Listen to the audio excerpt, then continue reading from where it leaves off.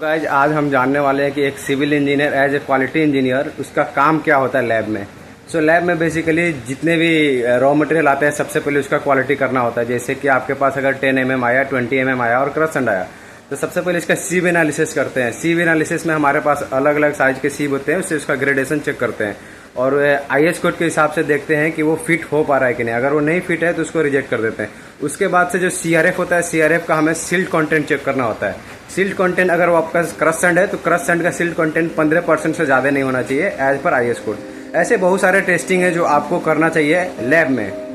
और जो भी आपके पास रॉ मटेरियल आ रहा है उसका स्पेसिफिक ग्रेविटी चेक करेंगे। स्पेसिफिक ग्रेविटी हर एक जोन का अलग अलग होता है, सोर्स के हिसाब से उसका स्पेसिफिक ग्रेविटी दिया रहता है। जैसे कि हमारे पास खाड़ पड़ा का मटेरियल है तो उसका स्पेसिफिक ग्रेविटी डिटरमाइन है कि इतना इतना आना चाहिए, तो हम लोग चेक करते हैं। पाइकोनोमीटर हमारे पास है, उससे हम लोग स्पेसिफिक ग्रेविटी चेक करते हैं।